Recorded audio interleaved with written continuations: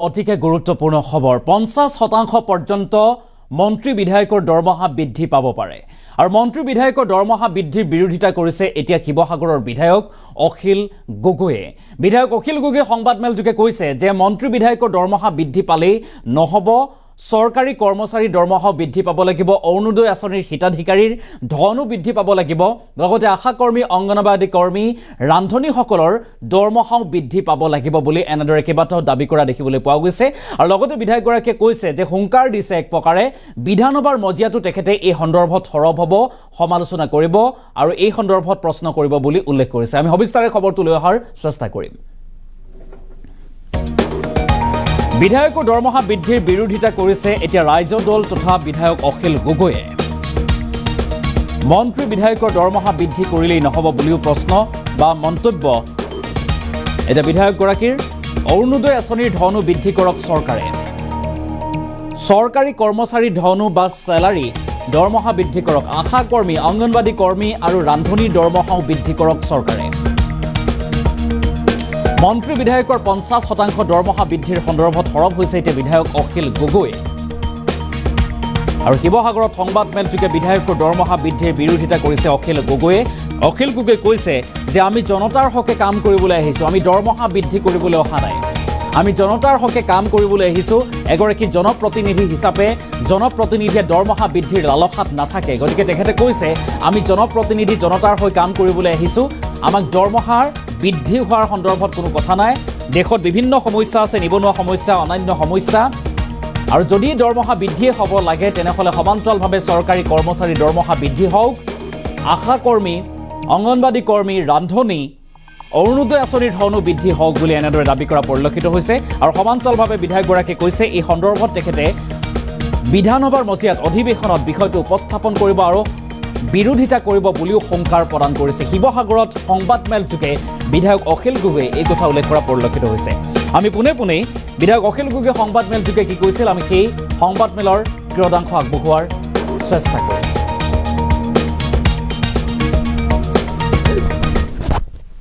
যে বিধায়কবিলাকৰ দৰমহা বঢ়াব খোজা হৈছে একদম স্পষ্টভাৱে আপোনালোকক জনাব খুজিছো যে ৰাইজৰ দলে এই মুহূৰ্তত অসমৰ বিধায়কসকলৰ দৰমহা বৃদ্ধিৰ বিৰোধী অতি স্পষ্টভাৱে আমি ক'ব খুজিছো যে আজিৰ দিনটোত এজন বিধায়কে যিমান দৰমহা পায় সেইটো এজন বিধায়কৰ কাৰণে যথেষ্ট বুলি আমি ভাবো নম্বৰ 1 নম্বৰ 2 আজিৰ দিনটোত অসমৰ এজন বিধায়কে পেঞ্চন পায় আৰু ফেমিলি পেঞ্চনো পায় অথচ সেই বিধায়কে আকৌ সেই চৰকাৰে আকৌ আমি দেখিবলৈ পাইছো যে চৰকাৰী চাকৰিয়ালবিলাকৰ পেঞ্চন নাইকিয়া কৰি OPS-ৰ ঠাইত NPS কৰাৰ ব্যৱস্থা কৰিছে গতিকে এইটো একদম সাংঘাতিক ধৰণৰ জনগণ বিৰোধী এটা সিদ্ধান্ত যি সময়ত বানপানী হৈ আছে সেই সময়ত বিধায়কৰ দৰমহা বৃদ্ধি কৰিবৰ কাৰণে কৰা কুচকাৱাজ কেতিয়াও মানি ল'ব নোৱাৰি এই মুহূৰ্তত মই আপোনালোকক বিধায়কে কিমান দৰমহা পায় আমাৰ পে স্লিপৰ পৰা আপোনালোকক কৈ দিব খুজিছো এজন বিধায়কৰ বেছিক দৰমহাটো হ'ল ৮০,০০০ টকা মুখ্যমন্ত্ৰীৰ বেলেগ বিৰোধী দলৰ দলপতিৰ বেলেগ তাৰপিছত আকৌ মন্ত্ৰীবিলাকৰ বেলেগ আৰু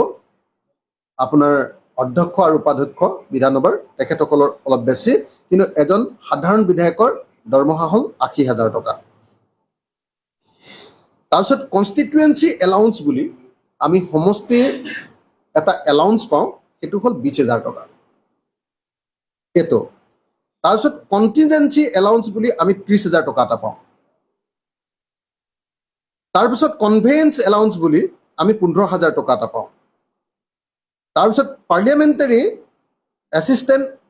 এলাউন্স তাৰমানে আমাৰ PF ৰাখিবৰ কাৰণে আমি টকা ১০,০০০ এটা পাওঁ তাৰপাছত কেম্প অফিচ এলাউন্স বুলি ১০,০০০ টকা এটা পাওঁ আমাৰ নিজৰ অফিচ মেইনটেনেন্সৰ কাৰণে আমি টকা ১০,০০০ পাওঁ আৰু টেলিফোন চাৰ্জৰ কাৰণে আমি ৬,৫০০ টকা পাওঁ আৰু নিউজ পেপাৰৰ কাৰণে ১৫০০ টকা পাওঁ সৰ্বমুঠ এজন বিধায়কৰ সৰ্বমুঠ দৰমহা হৈ গৈ সকলোবিলাক লগাই সৰ্বমুঠ হৈ গৈ ১,৭৩,০০০ টকা তো গতিকে যি সময়ত এজন বিধায়কে 1,73,000 টকাৰ সৰ্বমুঠ তেওঁ ড্ৰ কৰে দৰমহা হিচাপে, 1 নম্বৰ। 2 নম্বৰ, এজন বিধায়কে তেওঁ পেঞ্চন পায়, আৰু সেই পেঞ্চনটো আপোনালোকে নিশ্চয় জানে যে পেঞ্চন 20,000 পেঞ্চন 40,000 টকা আৰু হেল্থৰ কাৰণে মেডিকেল এলাউন্স পায় 20,000 টকা, মুঠ 60,000 টকাৰ পেঞ্চন পায় আজিৰ দিনটোত এজন বিধায়কে। আৰু এতিয়া বাতৰি কাকততে পঢ়িবলৈ পালোঁ যে এতিয়া অসম বিধানসভাই বিধায়কসকলৰ দৰমহা বৃদ্ধি কৰিবৰ কাৰণে ব্যৱস্থা কৰিছে। বাতৰি কাগজতে খবৰ পালোঁ যে অসম বিধানসভাই,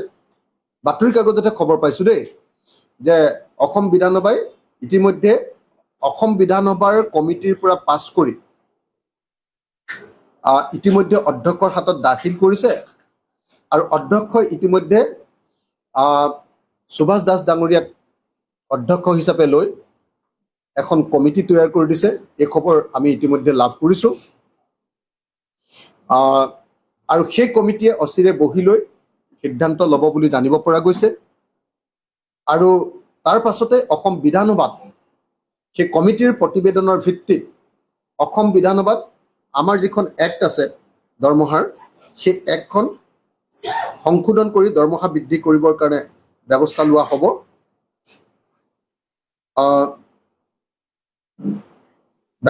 হ'ব। The Assam speakers and deputy speakers salary and allowances and amenities act 2018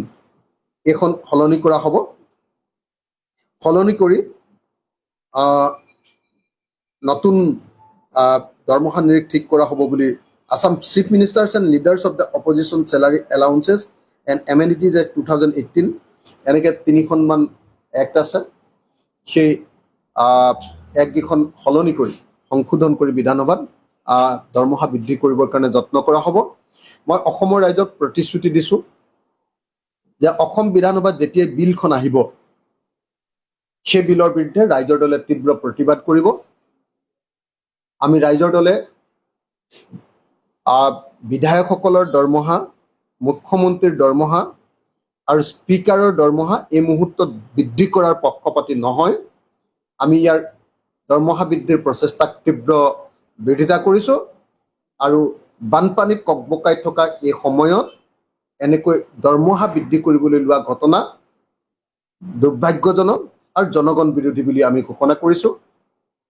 আৰু একেটা সময়তে আমি ক'ব খুজিছোঁ, যি সময়ত অসম চৰকাৰে, ভাৰত চৰকাৰে অসমৰ কৰ্মচাৰীবিলাকৰ পেঞ্চন নিদিবৰ কাৰণে সিদ্ধান্ত লৈছে, নতুন পেঞ্চন স্কিমলৈ আহি গৈছে। এতিয়া কোনো স্থায়ী পেঞ্চন, পুৰণি পেঞ্চন ব্যৱস্থা নাই।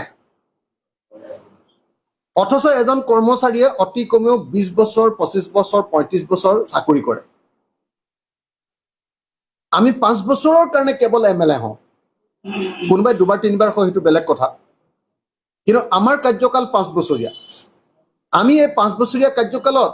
এজন চাকৰিয়ালতকৈ দৰমহাও বেছিকৈ পাওঁ, আৰু তাৰ পাছত গোটেই জীৱনৰ কাৰণে আমি পেঞ্চন আৰু ফেমিলি পেঞ্চনো পাওঁ। এতিয়া যদি এজন কৰ্মচাৰীক আমি পেঞ্চন নিদিওঁ, সেই বিধায়কজনে কেনেকৈ আমি আমাৰ ফেমিলি পেঞ্চনো ল'ব পাৰোঁ, আৰু কেনেকৈ আমি বাৰম্বাৰ পেঞ্চন বৃদ্ধি কৰি থাকিব পাৰোঁ। সেইকাৰণে মই ভাবোঁ যে অসম বিধানসভাত অচিৰে যদি অসমৰ বিধায়কবিলাকৰ দৰমহা বঢ়াব লাগে, অসমৰ সকলো কৰ্মচাৰীৰ দৰমহা বঢ়াব লাগে, আৰু অসমৰ বিধায়কসকলৰ পেঞ্চন যদি বৃদ্ধি কৰিব লাগে, অসমৰ সকলো কৰ্মচাৰীও পেঞ্চন বৃদ্ধি কৰিব লাগে, আৰু অসম চৰকাৰে অন্যান্য মানুহৰ, ধৰক অৰুণোদয় আঁচনিত পইচা দিয়ে, অৰুণোদয় আঁচনিত 1250 টকা দিয়ে, সেইটো বৃদ্ধি কৰিব লাগে। তেতিয়াহ'লে বৃদ্ধ পেঞ্চন মাত্ৰ 250 টকা দিয়ে, সেইটো বৃদ্ধি কৰিব লাগে। বিধৱা পেঞ্চন মাত্ৰ 300 টকা দিয়ে, সেইটোও বৃদ্ধি কৰিব লাগে। অংগনবাদী কৰ্মীবিলাকে কিমান কম পইচা পায় আপোনালোকে সকলোৱে জানে। আশা কৰ্মীবিলাকে কিমান পইচা কম পায়, তাৰপিছত আপোনাৰ ৰান্ধনীবিলাকে কিমান কম পইচা পায়। তেওঁলোকক আমি ভাতে মাৰিছোঁ, তেওঁলোকক আমি নেখাই নোবোৱাই শুকুৱাই ৰাখিছোঁ, অথচ আমাৰ জনপ্ৰতিনিধিবিলাকে কেৱল দৰমহা বৃদ্ধিৰ কথা চিন্তা কৰিছোঁ। আৰু আমিতো ৰাইজৰ সেৱা দৰমহাৰ কাৰণে কৰিবলৈ অহা নাই। দৰমহা লোৱা কথাটোৱে আচলতে বিসদৃশ। আমি ৰাইজৰ সেৱা কৰিবলৈ আহিছোঁ। এইটো আমাৰ ছ'চিয়েল ছাৰ্ভিচ। ছ'চিয়েল ছাৰ্ভিচ কৰিবলৈ আহোঁতে এটা দৰমহা লোৱাৰ ব্যৱস্থা কৰি দিয়া হৈছে, কিন্তু সেইটো বাৰম্বাৰ বৃদ্ধি কৰি, আৰু তাকো বানপানীৰ সময়ত, তাকো যি সময়ত আন সকলো কৰ্মচাৰীক আমি পেঞ্চনটো নাইকিয়া কৰি দিছোঁ, সেই সময়ত আকৌ আমাৰ পেঞ্চন বৃদ্ধি কৰিবৰ কাৰণে ব্যৱস্থা লোৱাটো নিশ্চিতভাৱে জনগণ বিৰোধী সিদ্ধান্ত, নিশ্চিতভাৱে অনৈতিক সিদ্ধান্ত, নিশ্চিতভাৱে এইটো মানি ল'ব পৰা সিদ্ধান্ত নহয়। আৰু সেইকাৰণে আমি ৰাইজৰ দলে